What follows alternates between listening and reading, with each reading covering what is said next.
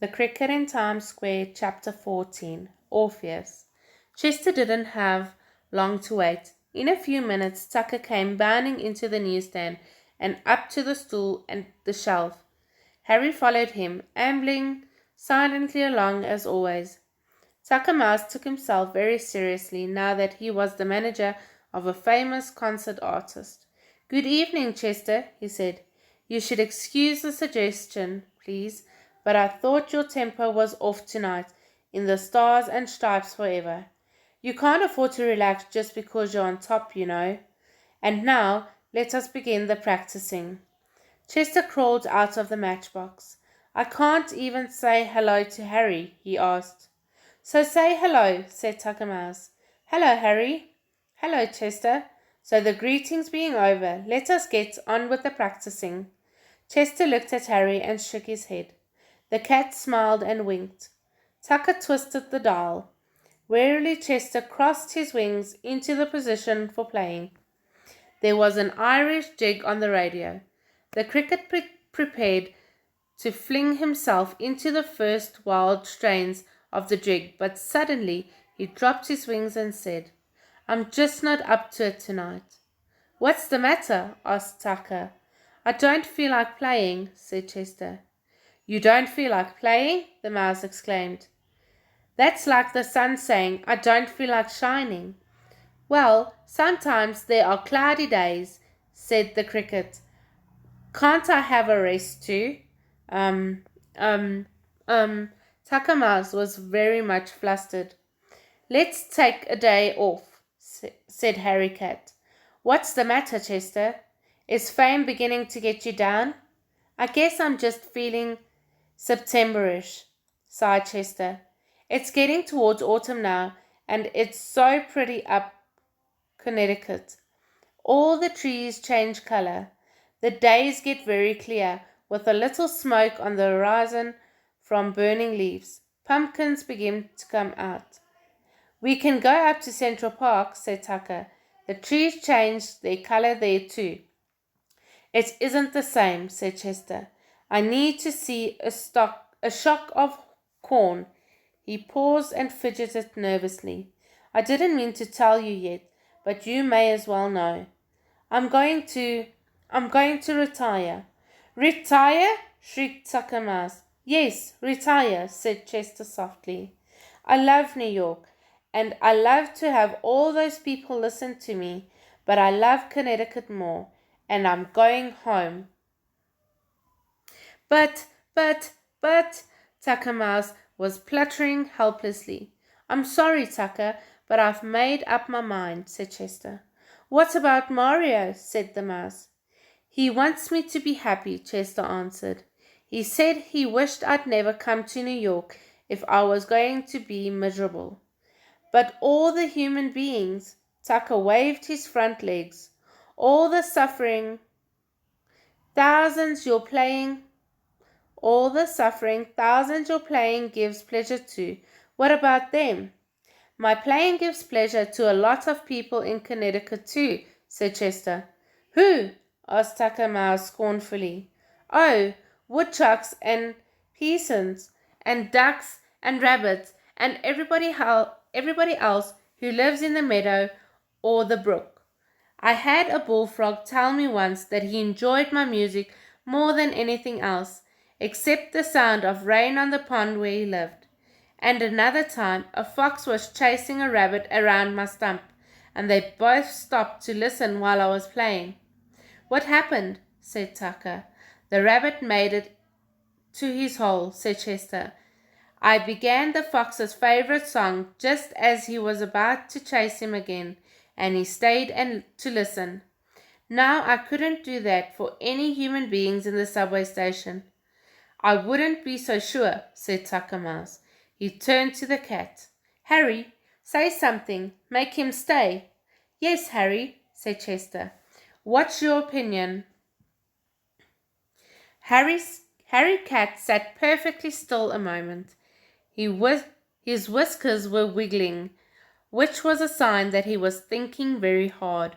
"My opinion," he said finally, "is that Chester is that it's Chester's life and he should do what he wants. What good is it to be famous if it only makes you unhappy? Other people have retired at the peak of their careers. In all honesty, however, I must add that I will be dreadfully sorry to see him go. Tucker Mouse scratched his left ear. Always a good sign. Something about that phrase, peak of their careers, struck his imagination. There would be a lot of glory, I suppose, he said. Giving everything up, just when he's on top. What a gesture! The idea took hold of his tiny mouse mind. I can see it all now. At the summit of his success. That's the same as the peak of his career, isn't it? Just the same, said Harry Cat, grinning at Chester. At the summit of his success, he vanishes. Tucker raced back and forth on the shelf. The paper will go crazy. Where is he? Where did he go? Nobody knows. He leaves behind only a beautiful memory. How touching, how lovely. His voice cracked. The only thing that worries me, said Chester Cricket, is what will happen to the newsstand if I go. Don't worry about that, said Harry Cat. This newsstand has been touched by the golden finger of fortune. They'll probably make a national park out of it. Do you really think so? Said Chester. Well, even if they don't, Harry answered, I'm sure the Bellinis will do very well. They're famous now too. So when do you plan to make it final? Asked Tucker. Chester thought a moment. Today is Thursday, he said. How about tomorrow night? Friday is an excellent day for retiring, said the mouse. If I ever retire from scratching, it will be on a Friday. Chester Cricket heaved a big sigh. Oh, I feel better, he said. If you want me to learn some new pieces for tomorrow now, I will. Why bother, said Harry Cat. Tonight's your last full night in New York. You may as well enjoy yourself. Come to the drain pipe, said Tucker Mouse. We'll have a party in honor of your retirement. I have plenty of food and no matches to burn the place up. So the three friends hopped, scuttled, and padded across to Tucker's home, where a fine farewell feast was held, and it was thoroughly enjoyed by all. The next day, at 6:05, Chester was about to begin the last public piece he would ever play in New York City. It was Friday night, the busiest time of all. Besides, the commuters coming home from work, the station was swarming with men and women who were leaving the city for the weekend on their way to Grand Central Station. But they all stopped to listen to Chester. There were so many people crowded around the newsstand that the police had to keep the aisles to and from the subway trains open with ropes. The Cricket had just finished his most beautiful concert. For this final encore, he wanted to play the sextet from opera called Lucia de Lammermoor. It had been written for 6 people, but even though he was very talented, Chester could do only one part, so he took the tenor's music because it carried the main theme most of the time. They didn't know it, but Chester was playing the sextet in honor of the whole Bellini family. It was Papa's favorite of favorites, and Maria and Mama loved it too. Chester wanted them always to remember him playing this piece. As he struck up the first note, a sigh of pleasure came from Papa Bellini, and he settled back on the stool with his eyes closed. Mama leaned against the side of the newsstand, resting her head on the one hand. At the sound of the familiar strain, without her meaning to, a smile spread over her face. Maria was bending over the cricket cage, fascinated by the way Chester moved his wings when he played, and he was awfully proud that it was his pet that everyone was listening to. Over in the drain pipe opening, Tucker and Harry were sitting side by side. The animals were the only ones who knew that it was his farewell performance, and it made them feel solemn and a little sad. But the music was so sweet that they couldn't help but be happy too. It's the sextet from Luchi the Mummer, announced Tucker Mouse, who had become quite an expert on all things musical during the past week. Too bad there aren't 5 other crickets like Chester, whispered Harry Cat. They could do the whole thing. Then they too were silent, and for as long as the music lasted, no one moved a hair or whisker.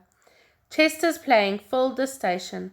Like ripples around a stone dropped into water, the circles of silence spread out from the newsstand, and as the people listened, a change came over their faces. Eyes that looked worried grew soft and peaceful. Tongues left off chattering, and ears full of the city's rustling were rested by the cricket's melody. The men at the other newsstands heard Chester and stopped shouting for people to buy their newspaper and magazines. Mickey and the counterman heard him and left off making a Coca-Cola. 3 girls came to the door of the Lofts candy store. Passengers coming up from the lower level paused before asking the policemen for directions.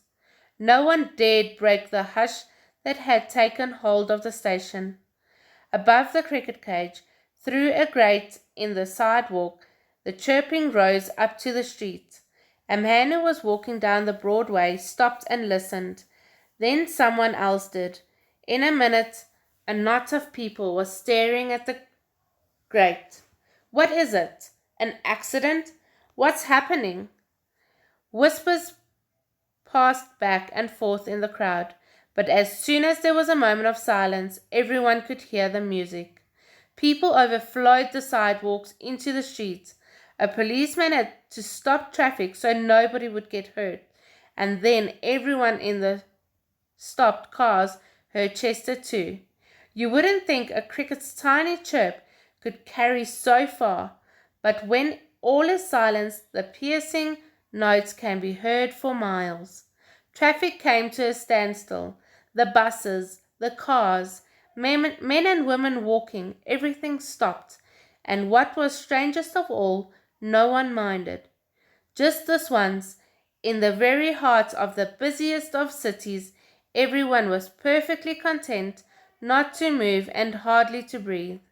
And for those few minutes, while the song lasted, Times Square was as still as a meadow at evening, with the sun streaming in on the people there and the wind moving along them as if they were only tall blades of grass. And that's all for chapter 14.